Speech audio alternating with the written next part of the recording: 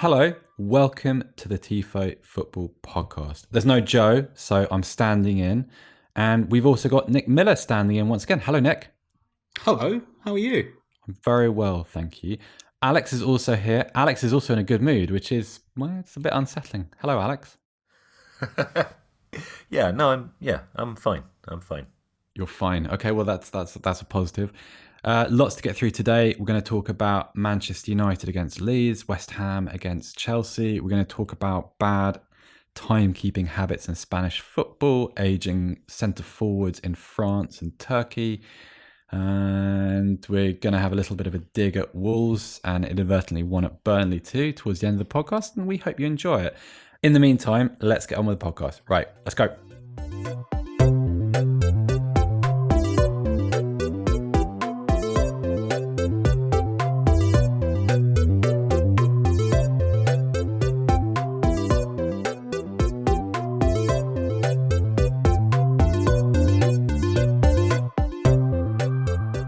Before we get going, who saw Sevilla against Granada on Sunday night? Confess I did not, Seb. No, sorry. Alex? You're just throwing your nerd credentials straight out there. It's just a curveball. No, exactly. I'm bringing up. We're not going to talk about the actual football. It's just there was something in that game that I've never seen before. So into 4 minutes of injury time, and the referee blows full time at about 3 minutes and 3 seconds past 90 minutes. And everyone goes crazy. The Granada players surround him immediately and be like, well, where's our extra minute? And his only response is kind of excruciating to watch. His only response was to kind of relentlessly keep pointing at his watch. I'm not sure what he was pointing at because everyone saw the board go up. And by this point, I think the Sevilla players had realised they'd gotten away with not having to play the extra minute and all left the pitch and quickly taken their boots off and, put on jackets and stuff. And rather humiliatingly for the referee, he actually had to restart the game. And there were Sevilla players putting on boots and shin pads on the edge of the pitch, like it was a Sunday League game. There were players who had gone into the dressing room. And it was just, on the one hand, well done for sticking to the rules and, having the humility to climb down. On the other, I didn't even know that was legal. Has anyone ever seen that before? Well, earlier this season, Brighton against Manchester United, there was action after the final whistle had been blown. So I don't know if that's. I know that's a slightly different. With a review. Yeah. I don't know. I think I'd lose a bit of respect for that referee. He's made a call. Doesn't matter if it's wrong. He's going to, bloody-mindedly stick to it against all logic and fact. Interesting that he's kind of continually pointing to his watch, though, because that's kind of like pointing to the murder weapon to prove that you haven't done it, with your fingerprints all over it. It's like, look at my mistake, look at my mistake, look at my mistake. And actually, you know what, Nick? If the PGML has taught us anything, it's that when you make a mistake, the correct response to that is to pretend against any suggestion otherwise that you just haven't. Or you tweak a rule, or you say that, well, we've decided to interpret this rule a little bit differently and therefore we're actually correct and it's fine, don't worry about it. What instigated the climb down? Was it the referee himself or did somebody else? Peer pressure, I think. There was just... Well, I'm just wondering, because the influence of Javier Tebas is obviously so significant that he's orchestrating fan demonstrations in London last weekend. I just wonder whether puppet he was master of world football, yes. sending messages into the stadium or something. I think he did an internal calculation where he thought, what's worse here? Like, is it better to be the guy that accidentally cut the game short? Because it wasn't insignificant. Granada had just scored to make it 2-1, and they weren't knocking at the door, but they were having they were chucking a few long balls towards the Sevilla penalty box. So an equaliser wasn't out of the question.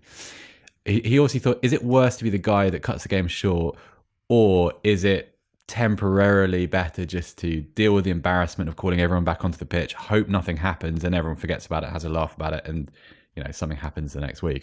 It was surreal. It was one of those things that it was as if once he'd stopped pointing at his watch, he didn't really have anywhere else to go.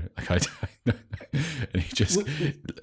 I'm quite interested. Sorry to butt in. I'm quite interested in the sort of specific mechanics of this. Did he go straight from pointing at his watch and kind of, tapping away there and proving that he's right, and then straight into, oh no, actually we do need to, we do need to play this extra minute, or was there kind of a slow realization that he'd made a mess of things? Was there someone kind of whispering in his ear? Give us the timeline. Right, 3 stages really. 1, blows full time, Granada players go crazy, and Sevilla players sort of leave the pitch giggling. Stage 2, someone had clearly said something to him through his earpiece, at which point he went over to the sideline to tell Julian Lopetegui, who then also went crazy. So he managed to kind of alienate everyone in the stadium. He sort of humiliated his team of referees by association. He'd upset the Granada players and management. And then rather unfairly, because you see what happens to a professional footballer after full time. They kind of sag, don't they? They just collapse. And Rakitic is there with his coat on. He's walking around in his bare feet. A couple of other players have taken off their boots. A few others have done that weird footballer thing where they take their shin pads off before anything else. And no one was ready to play another minute of professional football.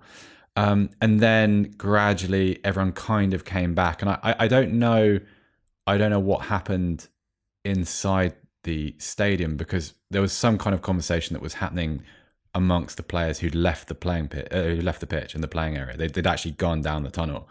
So not clear, but Spanish football seems to be covered exclusively through the lens of Barcelona and Real Madrid. So maybe no one will care. No one will notice, because, the daily football papers don't seem to notice teams beyond those two. So one of them will inevitably turn this into some kind of conspiracy. Proof that the league is against Barcelona / Real, insert whichever. But it's a good job this didn't happen after the Carabao Cup final yesterday, because imagine if the referee blows the final whistle, Son bursts into tears, and then someone comes to him and says, "Actually, no, mate, you've got to play another few minutes here." But imagine had Jose Mourinho also still been Tottenham manager. Can you imagine the mileage he might have got out of that? I'd almost want to see that. I mean, not so much that I'm sad that he's gone, but, Anyway, I've derailed this long enough. Let's talk about Liverpool 1, Newcastle 1. Alex describes it, I have to say, Alex, this is kind of uncharacteristic for you, as lovely, silly and chaotic. I mean, that's quite emotive for you. Discuss. Even as I wrote it, I felt like I was stepping horribly away from the brand. Exactly. So, defend yourself. Well, it feels like the 2 games, or 2 of the games I watched this weekend, this one and the draw between Man United and Leeds, kind of encapsulated the 2 sorts of games that we've had for the main part of this season. They're either all over the place, end to end, full of mistakes, kind of sloppy but kind of fun, or they're very scrappy, very dull, very dour, and nothing really that significant happens. And it feels like there haven't been that many games that have stepped away from either of those 2 forms, irrespective of results. Liverpool should have absolutely battered Newcastle. They had significantly more chances. Diego Jota, I think, should have had 4 himself. But Newcastle defended very resolutely, even when, and this is probably my favourite element of the entire game, even when Jonjo Shelvey started playing as a libero, which Twitter was quick to inform me had happened once before for about 5 minutes when they hosted Tottenham Hotspur. But he didn't do that badly. And obviously, in Jonjo Shelvey, you've got somebody who's probably one of the best deep passers in the Premier League. His ability to move the ball forwards is pretty extraordinary. His ability to tackle one-on-one is also pretty extraordinary in an entirely different way. So it was a bold move from Steve Bruce. But yeah, Liverpool couldn't put it to bed, and Newcastle eventually equalised. Obviously, they had the first goal disallowed, but it just felt like a seesawy, unpredictable, stupid game, and I quite enjoyed it. Yeah, we're gonna sidestep the VAR controversy, because we're not really that kind of podcast. There was one excellent moment, which on German Sky at the moment, there's no fake crowd noise, and there's no sort of red button option to put it on. So there was a moment in the second half where Saint-Maximin, who, Alex, I know you want to talk about, he was sort of pirouetting through 8 different players on 3 separate occasions, doing kind of what he does. And on the near touchline, I think it was Matt Ritchie, who you could hear in a pitchside mic just saying, Alan, Alan, Alan, screaming for a pass like he was a schoolboy footballer. It was great. You really like Saint-Maximin. Also, Alex, you've described him as an absolute joy to watch. Again, really off-brand. Yeah, I don't know what it got into. Did you have just a weird Saturday? Weetabix or something. Yeah. Well, I suppose that the 2 points go together, because the point above this that I made was how knackering it is to play the way that Newcastle play. And actually, the moment of the game that made me think this was Miguel Almiron was sort of tucked back inside on the right-hand side and chasing Liverpool players backwards and forwards, and then suddenly got the ball as a result of a miscontrol or possibly a tackle. And in a fraction of a second, he has to go from shuttling and marking passing channels and pressing players to, oh God, I've got to do something with it now. And the kind of mentality flip required in a fraction of a second to go from, this is where they all are and my job is to screen and shuttle and press, to this is one of the kind of one opportunity every 5 minutes we're going to get to progress the ball. What do I do with it?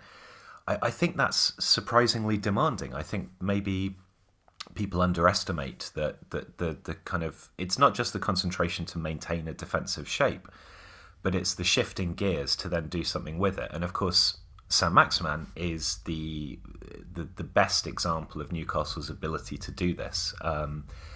And I think he gets a lot of credit, obviously, for his ball carrying. He's very direct.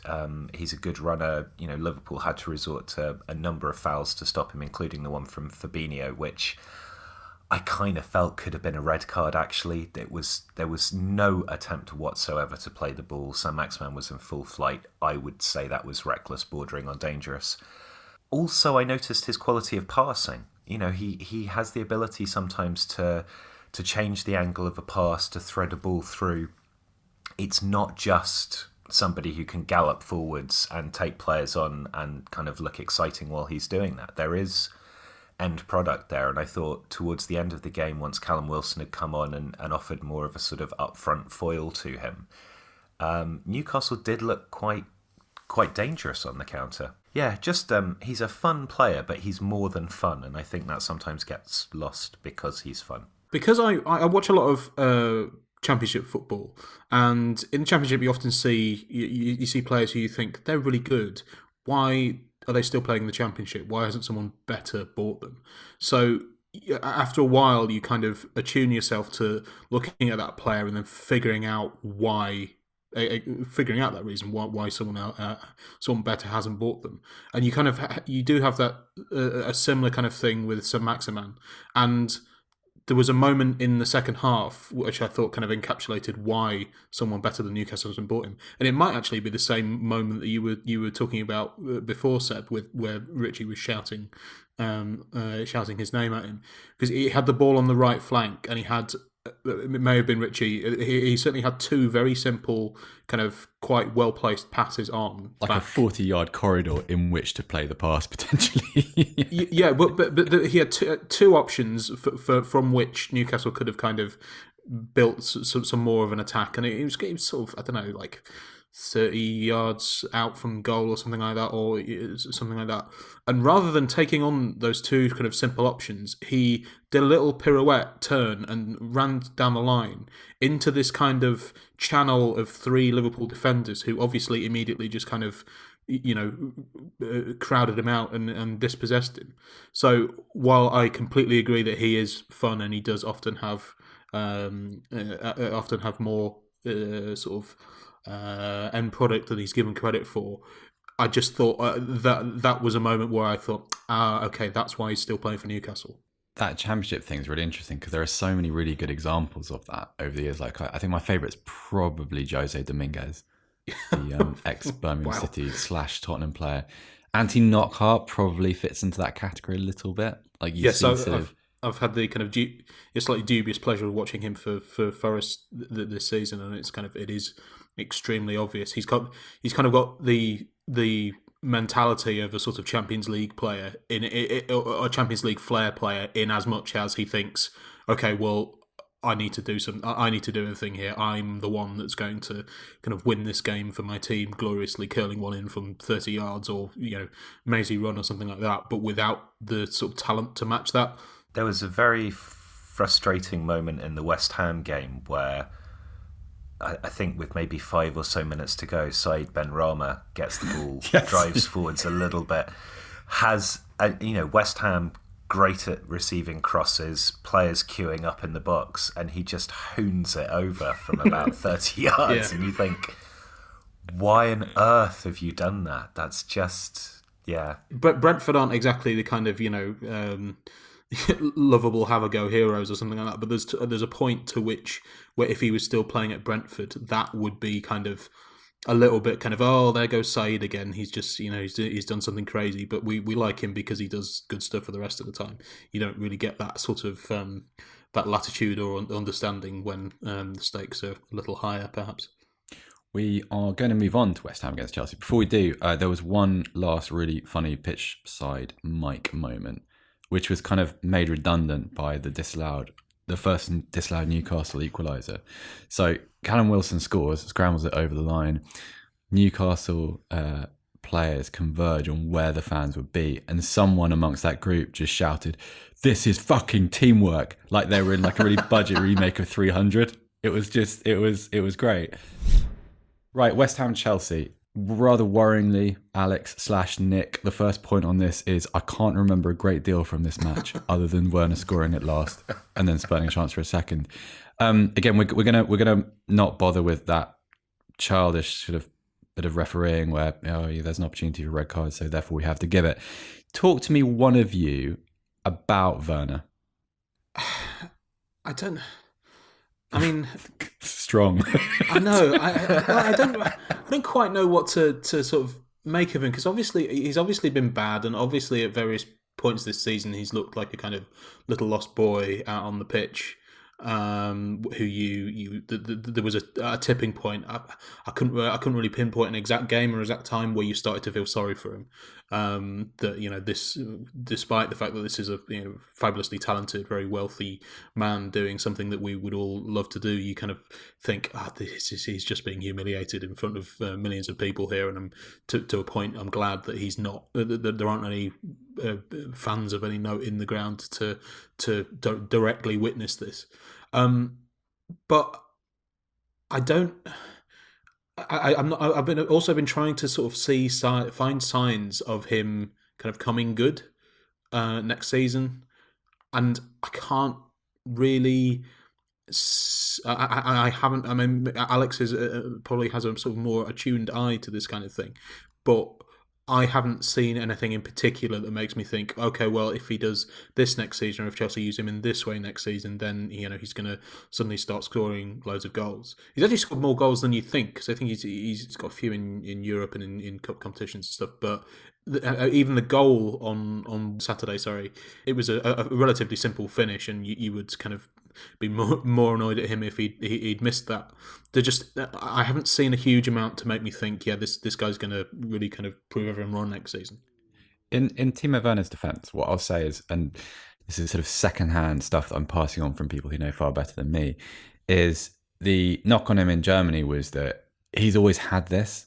He was never a lethal goal scorer who never missed gilt-edged chances. He was someone who had dreadful misses in his locker. So I suppose sort of a bare minimum, you could say he is used to dealing with kind of the humiliation of not taking chances he should do.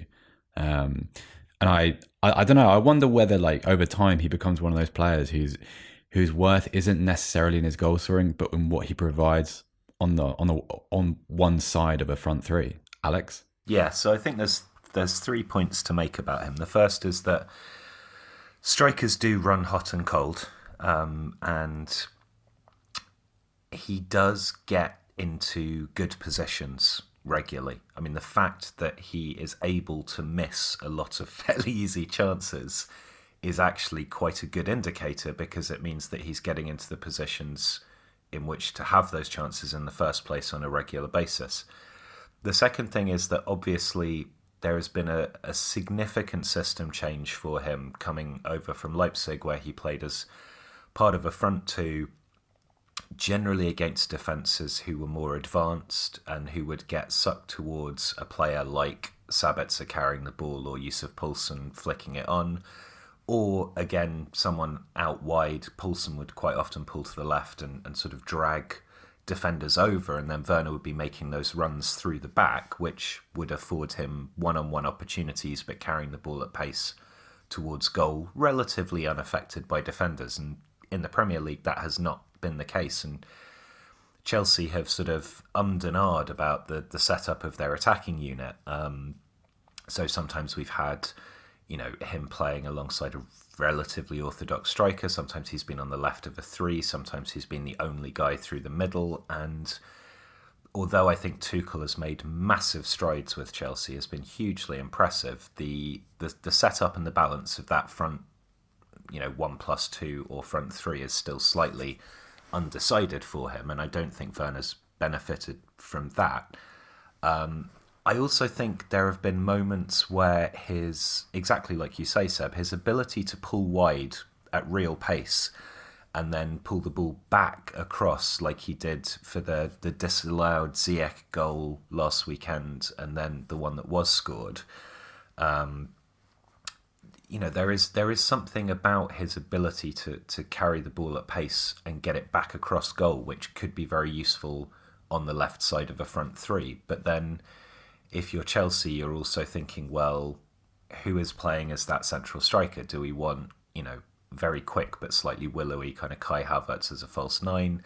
Are we looking to play Tammy Abraham through the middle next season? So I think there's plenty of reasons why Werner is not doing that well. There's plenty of reasons to think that he will come good at some point, but with the caveat that Chelsea do look undecided about how to deploy their attacking unit, and until they sort that out and Werner has, he's kind of bedded into one role, it's going to be tricky for him.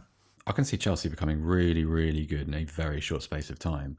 They're going to be one of the only clubs this summer, barring maybe two or three others, to have a lot of money because of Abramovich, of course. And I think Chelsea already are really good in a really short space of time. I mean, they're one of the best three sides in Europe at the moment, right?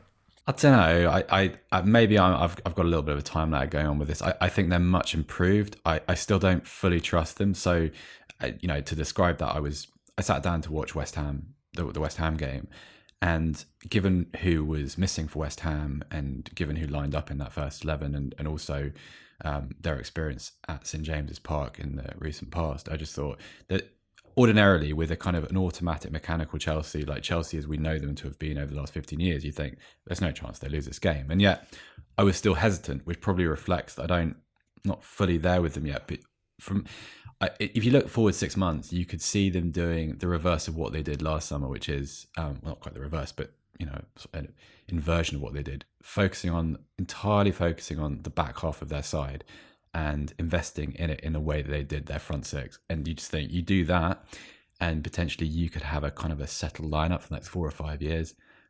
Centre back, probably another full back or two, and a deep midfielder. But by the way, what do we think of the goalkeeper, Mendy? I go game to game with him. I still don't really know what I think of him. Nick, where are you with him? It's a little bit difficult to... I think with goalkeepers, you often, particularly goalkeepers that have been signed in quite a high-profile way, you sort of judge them against what they were replacing. And Kepa had become such a sort of slapstick figure, maybe unfairly, maybe completely justifiably, that you just kind of...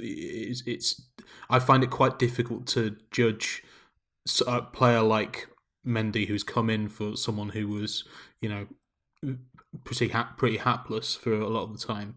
It's a little bit difficult to judge whether he's actually good or he's just better than the last guy.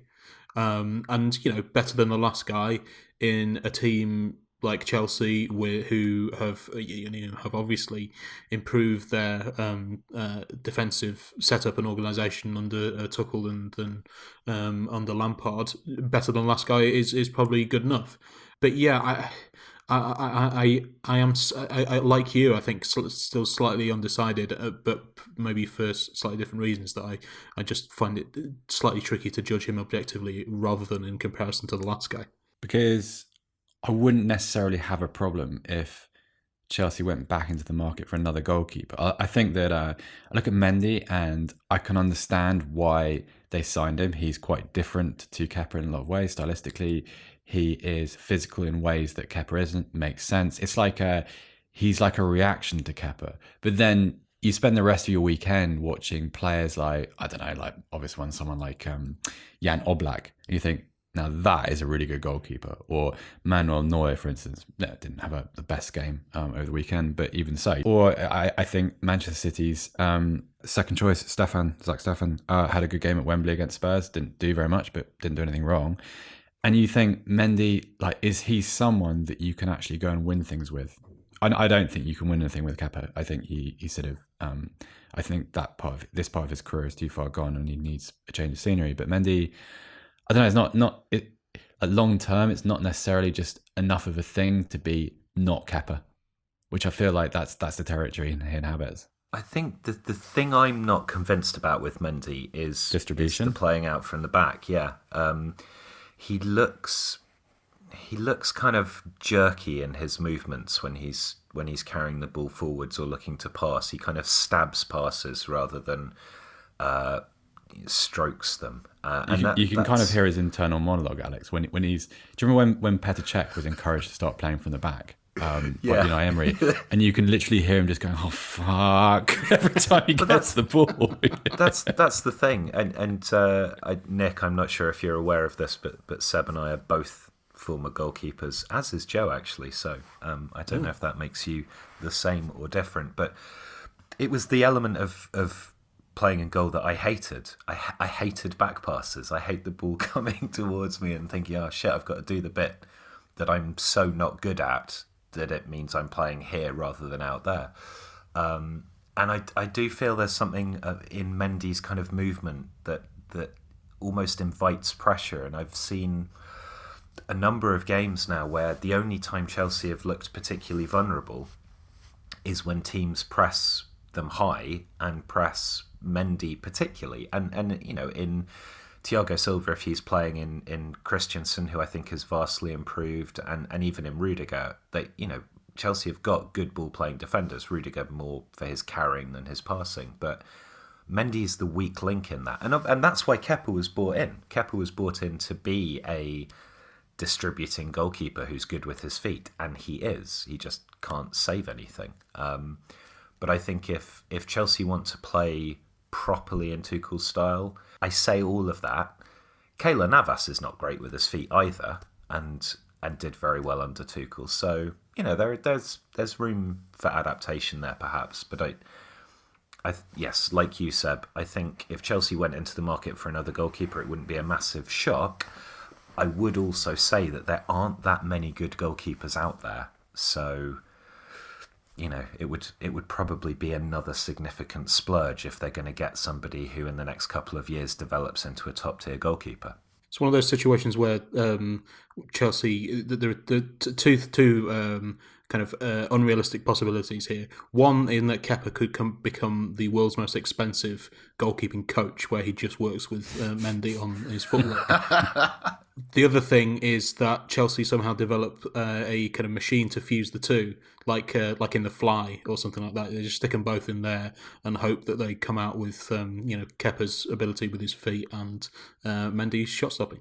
And what happens if you get the inverse of that? Yeah, well, that's the gamble. Mendy's kicking and God, Frankenstein's monster. Lies, do you hear me? Give my creation.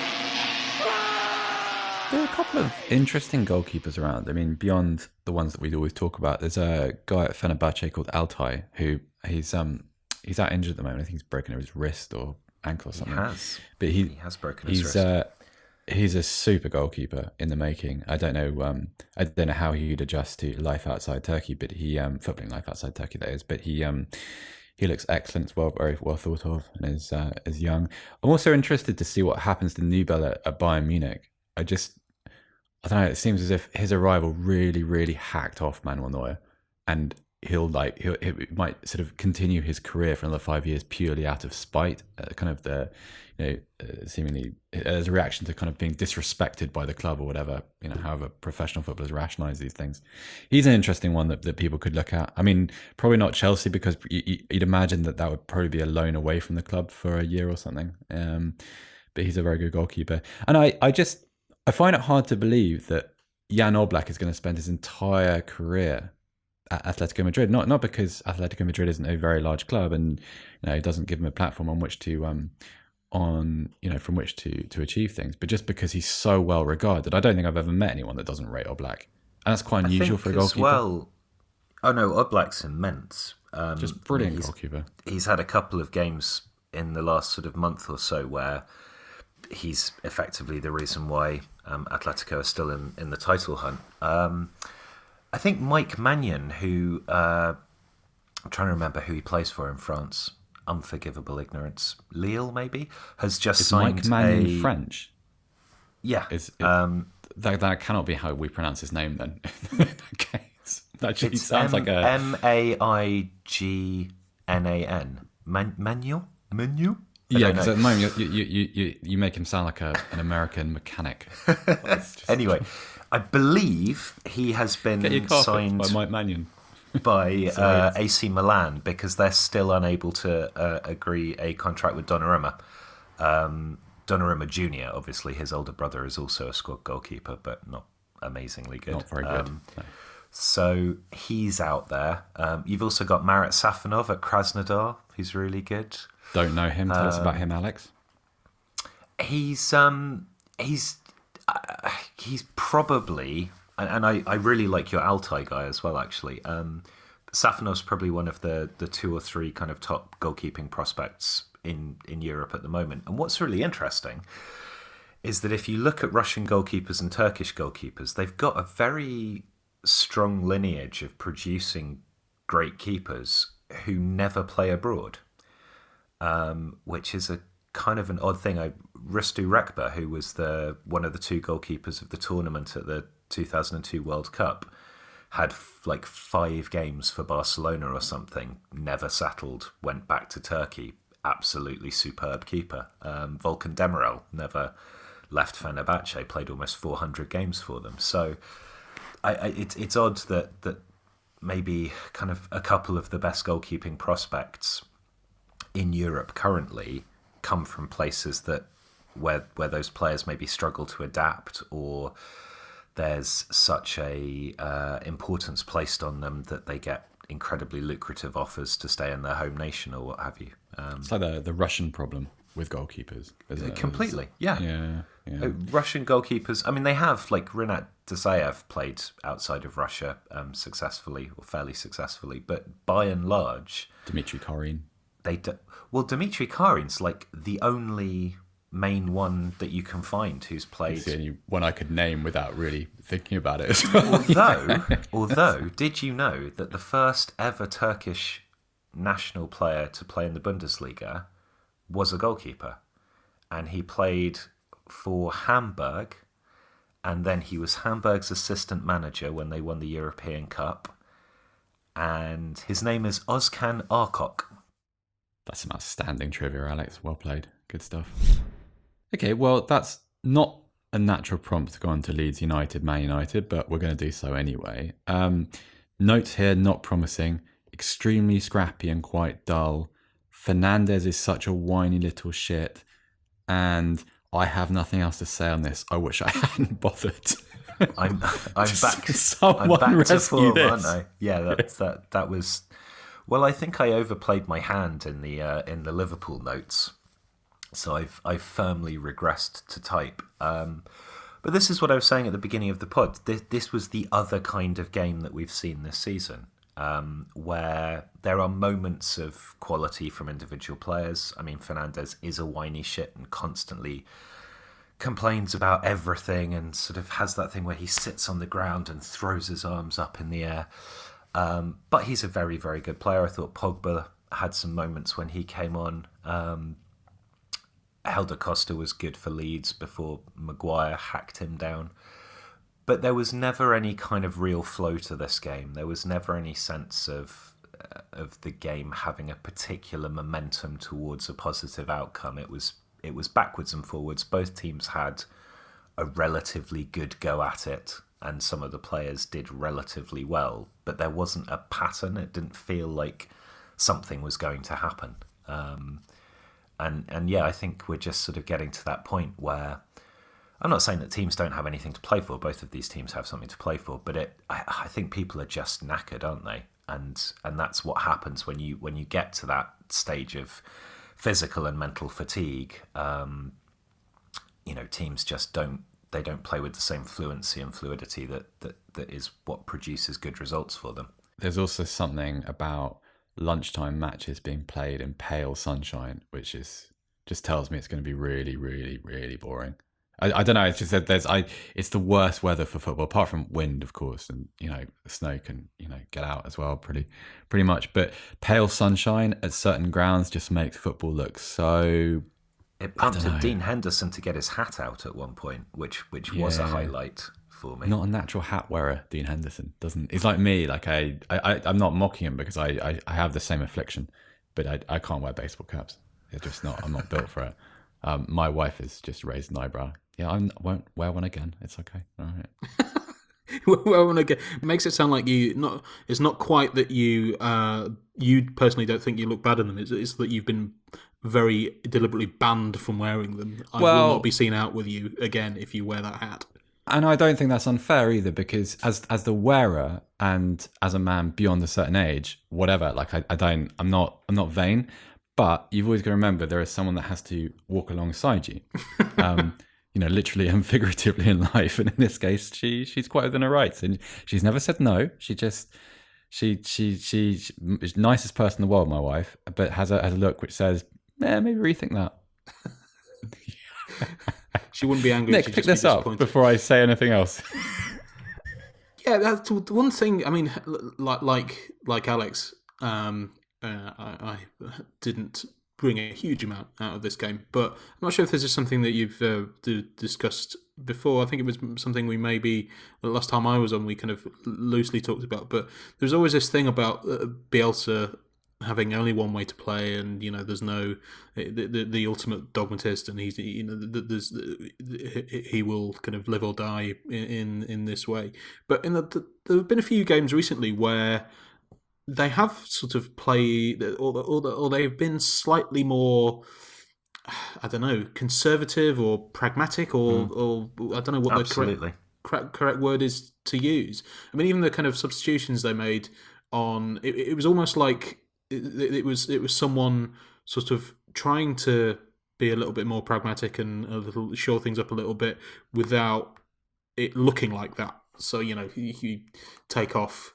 I think Click came on for Costa, which isn't a kind of, it's not a pile 6 men at the back and set up camp on the edge of the penalty area kind of thing, but it's a slightly more conservative change. It's a sort of okay, we're sort of relatively happy with this point here, and although I know he said after, I think it must have been the Man City game, Bielsa said, well, nothing to do with me. That all happened naturally. What are you talking about? Although Bielsa is kind of has a reputation for being kind of honest to a fault in most of his kind of public proclamations, it doesn't seem to. I doubt that the players have taken it upon themselves to just sort of go, okay, we need to shore up and shut up shop a little bit here. I just wonder whether people who watch Leeds much more than I do, or much more closely than I do, will be able to say if this is complete bollocks or not. But there have been a few games recently where he seems to have given that impression. Right. So if you watch a lot of Leeds and you're listening to the podcast, and Nick has in fact been talking a lot of bollocks, please let him know. That's what social media is there for, obviously. That seems to be its main function. I suppose let's get that out of the way. None of us are particularly interested in Leeds Man United. Not hugely interested by Man City Spurs, but I suppose it's a final. We have to talk about this. Open line of notes is, do we want to talk about this question mark? No, not really.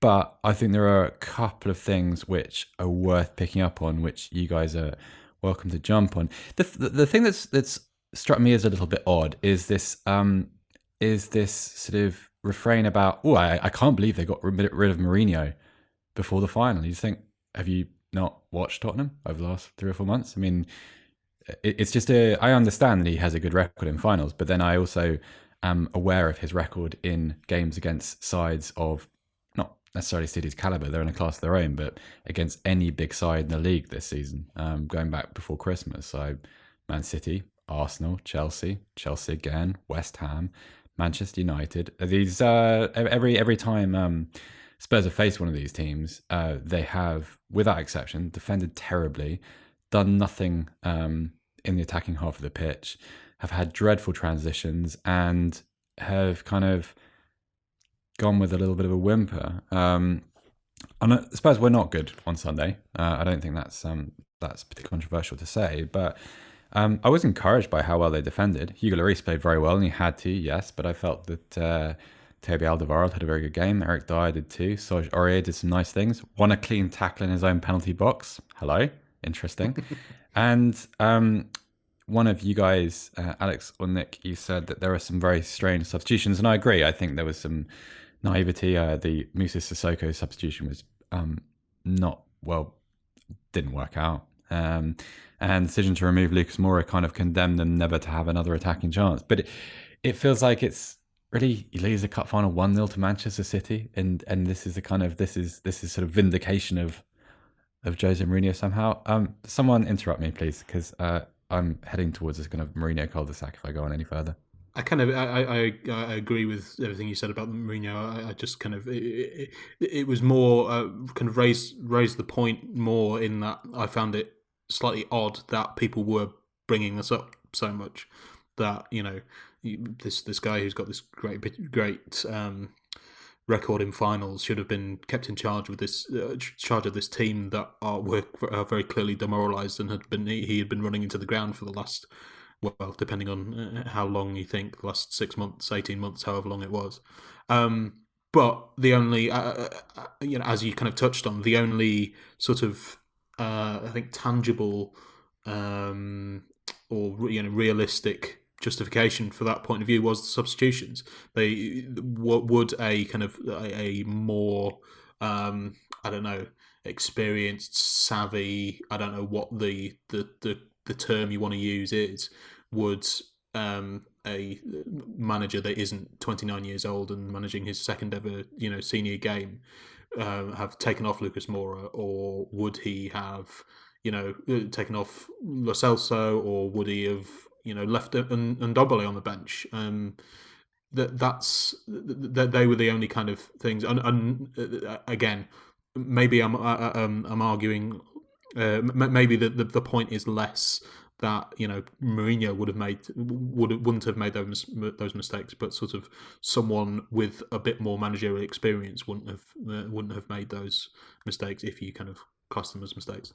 I feel like I read Jack Pitt-Brooks' coverage of the Mourinho situation, Daniel Levy's situation over the last couple of weeks has been really good. And one of the things that he picked up on in his sort of post-mortem of the Mourinho era was that there were players at Spurs who felt like they weren't conditioned properly, that they weren't working hard enough in training, and that they weren't, especially those who were used to the way Mauricio Pochettino used to condition his sides, they felt like they weren't being pushed in the way they used to be. And there's obviously sort of a happy medium between Pochettino's belief around fitness and everybody else's and what's sensible. But it seems like if you look at, I think the one that I look at most of all, like Lo Celso had some good moments at Wembley, but not fit, clearly not fit. I don't think he can go for much more than 60 minutes.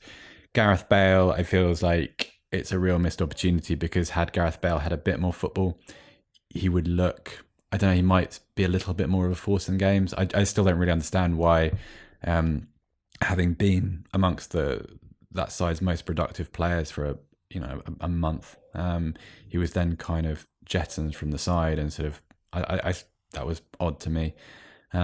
It's also one of Mourinho's habits is that if he doesn't rate a player, like he marginalised them to such an extent that it takes time for them to become useful again.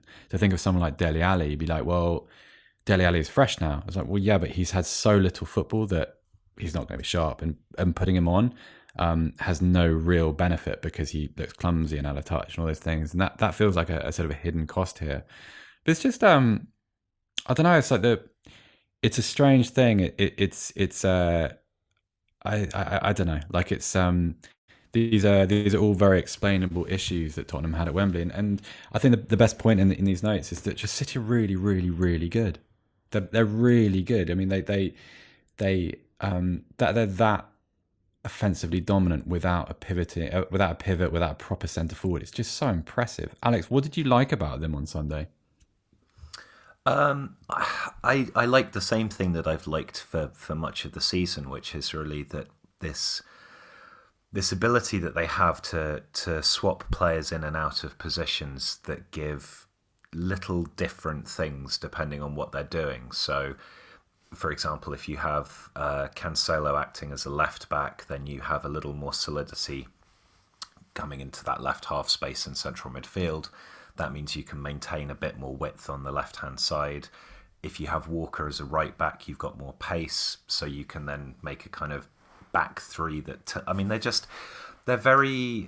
they're very flexible, but within a set of parameters that remain kind of similar. So it's always positional play. You can always point to certain sorts of things, but Pep has a strong enough squad now that he can tweak stuff. I think they do still, and I feel like this was an issue in this game, they still sometimes look a little weak without a centre forward against teams that drop off. I feel like if they'd had somebody who was maybe more kind of forcefully against Alderweireld and Dyer, trying to make the runs in behind rather than making runs from deeper and then seeking to burst past them, they could have potentially got a breakthrough slightly earlier. But these are, these are kind of very minor nitpickings with. It's harsh. Yeah.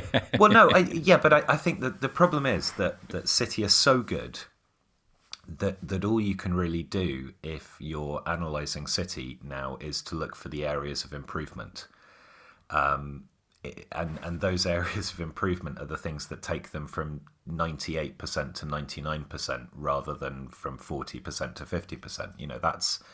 That's the quality that they've achieved this season. And they are, they're defensively more stable. That use of the false nine has given them an extra body in midfield sometimes. The centre-backs are playing much, much better. It's very, very hard to look at City and say that there's anything that's not fundamentally excellent about that team. They're so well coached. I think that's what I always end up thinking, just because that's the flexibility of those players. The only way you get the ability to say to players, you're going to play here this time and you're going to tweak this ever so slightly, and that's all through coaching. Players don't necessarily inhabit that kind of thinking themselves, Well, I think one of the things that Guardiola perhaps doesn't quite get enough credit for, it's a funny sentence, but is the discipline he installs. Yes, you're quite right, Alex. These are really versatile players, and particularly in the attacking sense, because so many of them are able to occupy so many different roles. But there's also there's a selflessness to City in their kind of mechanical qualities, which you don't necessarily associate with teams of Manchester City's resources and players of that caliber. And it's a sort of full disclosure, I wasn't as invested in the final as I might have been, but it's one of the things you notice. You kind of admire City for how well they create space, and that really terrifying feeling you get when you're playing against them, that they actually have like 13 or 14 men on the pitch, just because their use of space is so good. And you think in other situations you would have individual players in this system who strayed, who were tempted to ad lib, or who enjoyed the status of being at that kind of club, and that would translate into kind of more of a free-form system. And I think it's something that I don't know enough about kind of Guardiola's sort of interpersonal skills to know how he creates that, but it's impressive. And it's I look at someone like Riyad Mahrez. Riyad Mahrez is like, I always feel like we've never really given Riyad Mahrez the respect he's deserved for just how much of a good footballer he really is. Like his first touch, ridiculous. And it's another one of those things you notice when you're playing against City. And yet he doesn't, even someone that wants to kind of to stray, like, Mahrez at Leicester probably covered more of the pitch than he does at Manchester City. And yet his touches at City are rationed to a very specific area of the pitch and in very specific situations. And that's kind of, that limits the player's effect. And so for someone that's worth £75 million, it's difficult. It's just an interesting little dynamic. Nick, what did you like about the final? The thing I liked about the final, it's a slightly kind of facetious point, but kind of building on everything that you two have just said about Manchester City, about how brilliant they are and how well coached they are and how well everything is planned and how brilliant their players are. I always quite like it when a team that is that good and is so demonstrably superior in a game wins the game with a set piece, which I know aren't. It's not like the completely kind of random event, and I know that teams work on these things and they're often very tightly structured, but they are kind of, generally speaking, organised chaos. Corners or free kicks or crosses from the which is why Manchester City, obviously under Guardiola, score that goal so often, where everything is kind of played along the ground. The crosses are along the ground rather than in the air. So I don't know. It's a sort of a kind of slightly comforting reminder of the sort of chaos of football, that you can plan everything brilliantly and you can be so very obviously better than your opponent, and the thing that wins it is still a kind of thumping header from a set piece. We've talked ourselves out a little bit, so I'm going to rattle through a few my little points. If you didn't see the game, you haven't seen the highlights, go and check out Lyon against Lille. Like, really good comeback. Also, check out Burak Yilmaz's role in that. I mean, he's almost as old as I am, and he was absolutely brilliant. Like, he scored. Lyon went 2 up. He scored the first Lille goal just on the stroke of half time, and then was involved in the other two. And Lille back to top of the table, and they've got Nice, Lens, Saint-Etienne, and Angers remaining to win the title. Win all of those games, and they'll win the title. Turkey at the Euros, by the way, just to pick up on your Ilmaz point. Watch Turkey at the Euros, because I think they'll surprise people.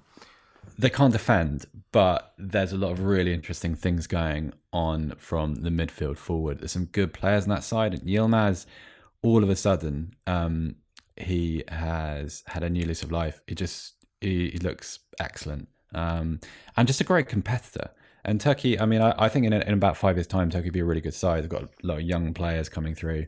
If they move to the right clubs, then they'll be a real force. But Alex is right. They'll be fun. I don't think they'll be their own worst enemy at one point, but they will be fun to watch. Athletic Club Atletico Madrid was a great game. Bit of a, I mean, it's not great news for Simeone and the title. But have a look at the Athletic Club's second goal and the little corner move, which opened up the space for the header. Nice little blocking run by one of the players. And let's finish on I think the weirdest result of the weekend: Wolves 0, Burnley 4. And that's the kind of result where it's like having a really, really, really bad line on your CV. It's like getting dismissed for gross misconduct. It places an asterisk against everything else that you do, because as a fan, you can never, ever forget the day that you lost 4-0 at home to Burnley. And that's not meant to be disrespectful to Burnley, Sean Dyche, or Chris Wood. No, well, sorry for interrupting you, Seb. That is incredibly disrespectful to Burnley, and I am fully behind that. But you can't say, "Hey, no disrespect," but everyone's got to be thoroughly embarrassed that they've lost to Burnley. But you do. It's not even about quality, Nick. It's about the way they play. Like, you should never concede 4 goals at home to Burnley. You just shouldn't. Like, you can concede 1, 2, good set piece, good dogged defensive performance. Sean Dyche is more than capable of causing an upset at most grounds. But you shouldn't lose 4-0 at home. And you definitely shouldn't concede the kind of goals that Wolves did.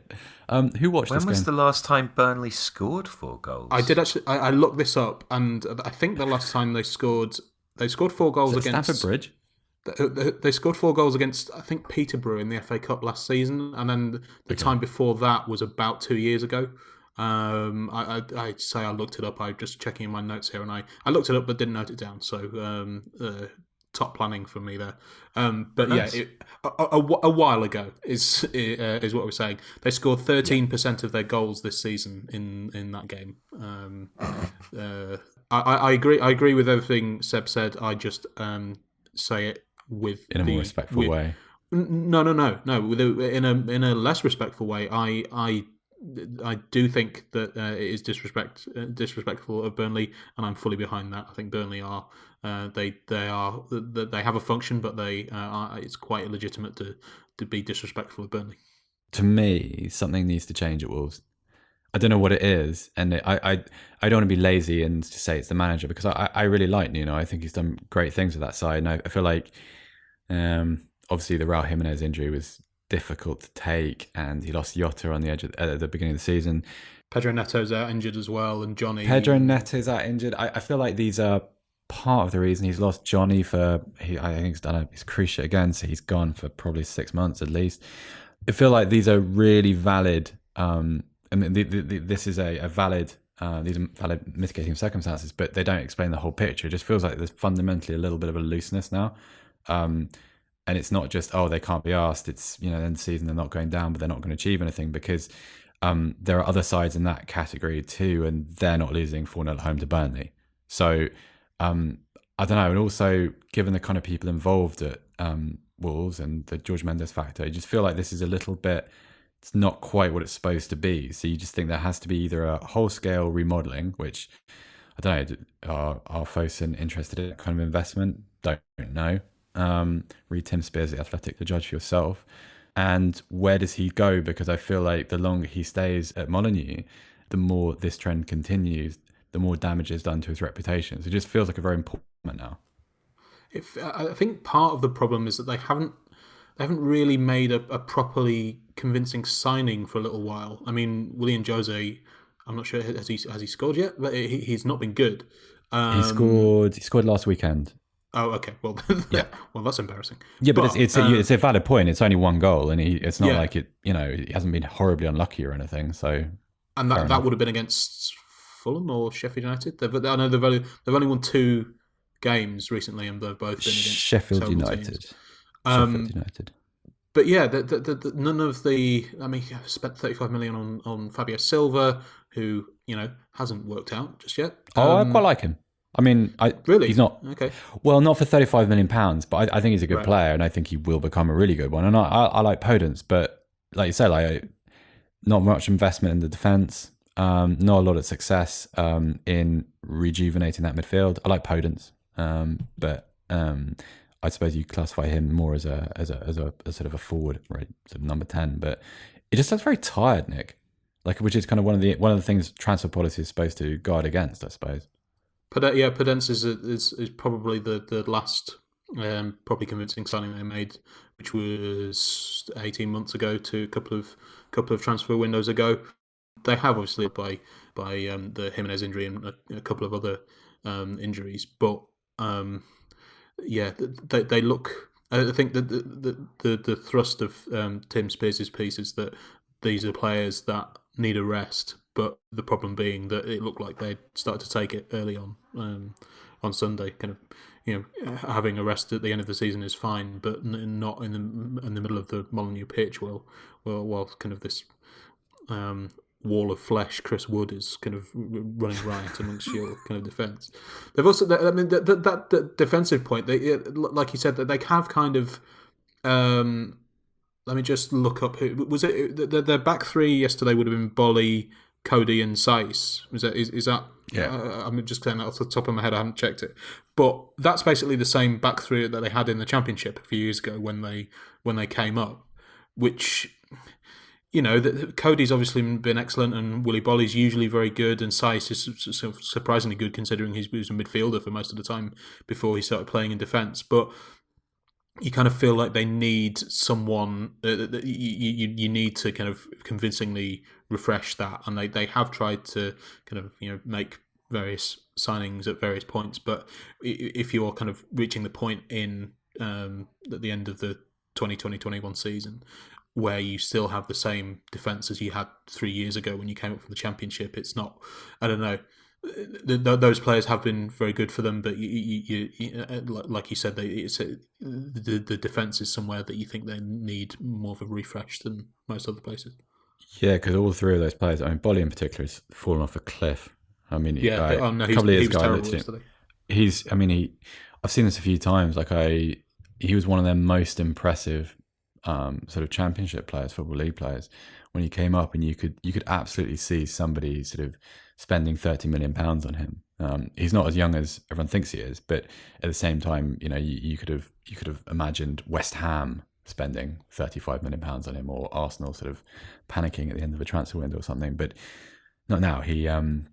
I think you need to entirely rebuild that back three. I'm not even convinced by Cody anymore. I think he's been a very good player. I think he's overachieved, but I don't know. It looks like it needs to be torn down and rebuilt, I think. Excellent. Okay, well, we will say goodbye there. Hope you've enjoyed it. If you haven't, sorry, I guess.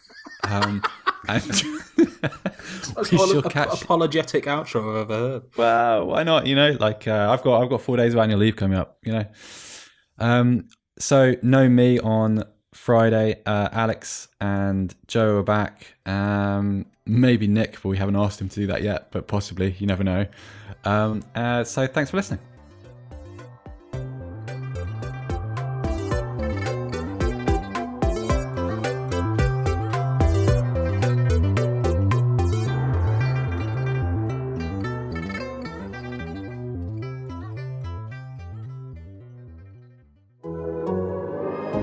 The Athletic.